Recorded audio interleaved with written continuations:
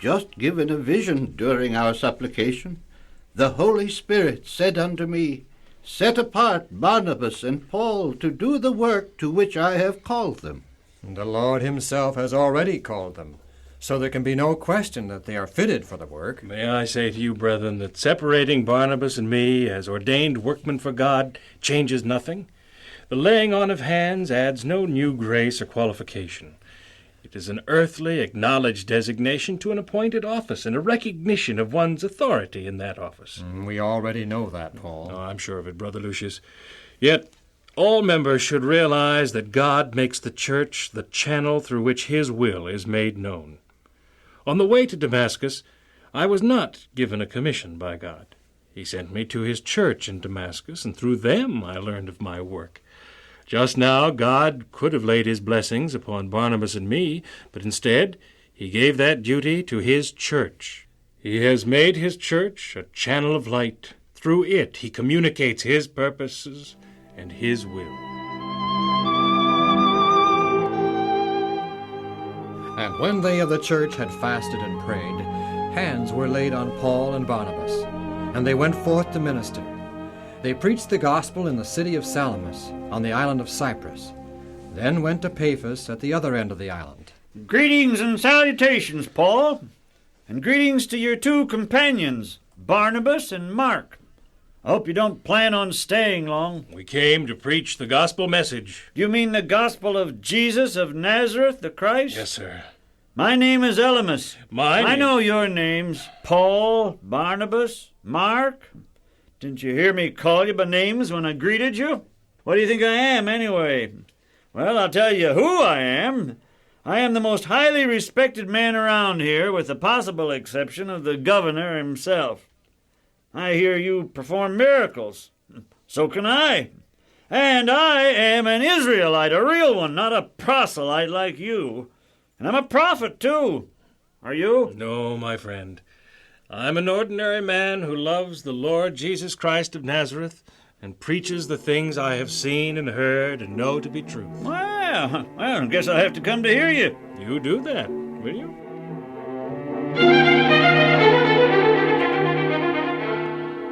Lieutenant!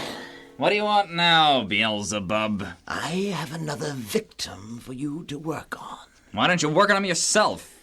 He isn't quite that important. You take the important ones yourself, huh? There's no one else I can trust. If there were, this wouldn't be your kingdom. Exactly. All right, boss. Let's get on with it. Beelzebub. Why do you like the name Beelzebub so well? Beelzebub? If you laugh, I'll assign you to one of the most desolate places on earth. I won't laugh. I don't want to go off by myself somewhere. I'd have time to reflect what a horrible mistake I made to believe your fantastic tale of a perfect kingdom with you at its head. Ha! Ha! Ha! Ha! Said like a true and loyal imp. What is it? I mean, who do you want me to lead astray this time, Beelzebub? I already have a human there working for me. A false prophet, a soothsayer, a sorcerer, a magician, a liar, power-crazy. But he needs help. Name's Elymas. He's an uneducated idiot. Who's the victim? Paulus, the deputy of Cyprus. What is the victim's weakness? Doesn't seem to have any. An easy assignment. Who? Now, I'm afraid to ask this question. Fearful of the answer. Whom will I be working against? His name is Paul. Paul? I think I'll take that off by myself assignment. You yourself couldn't keep him from joining the Christians, remember? Well, what do you think I can do with Paulus? Kill him if you have to. It's a shame you are not subject yet to death. I'd kill you. You know very well, none of us can kill anyone as long as God's angel is hanging around as protection. We can't do anything without that angel's permission. If you don't get going, I'll ask God's permission to kill you. And I wish he'd give it. Anything's better than this. Anyway, someday all of us will have to burn in the lake of fire and... Hey, you never did say why you like the name Beelzebub. Interpreted, it means Lord of Dung.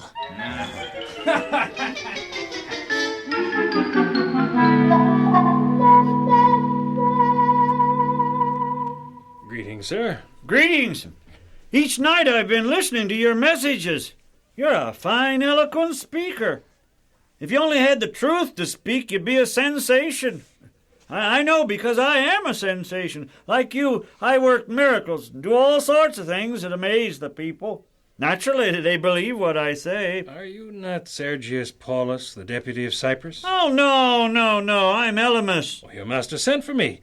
May I see him, please? My master? Paulus? My dear Paul of Tarsus, I am his master. He's one of my foremost and helpful disciples. I shall show you to Paulus, but I warn you, one untruth, and I shall then and there point out the fallacy of your reasoning. This way, please. Sergius Paulus, deputy of Cyprus, this is Paul of Tarsus, the preacher lately come to our island. Welcome into my home. Happy to be here, Paulus, sir. Sorry Barnabas and Mark could not come. They had other appointments. Please sit down. May I also be seated? Of course. I'm sorry to be so neglectful. Paul, sir. This is Elymas, my spiritual advisor. We've already met, Paulus, sir. We have a perfect understanding. Ah, that's fine.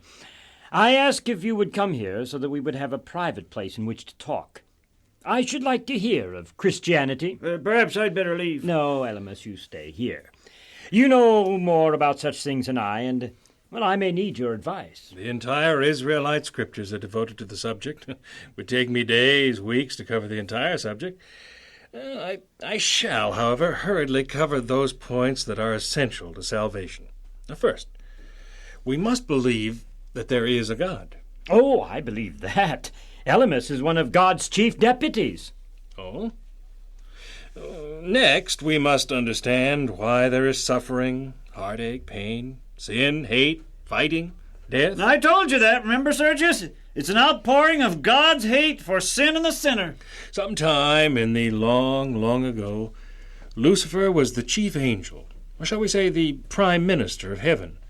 He was the connecting link between angels and other created beings on other earths and God.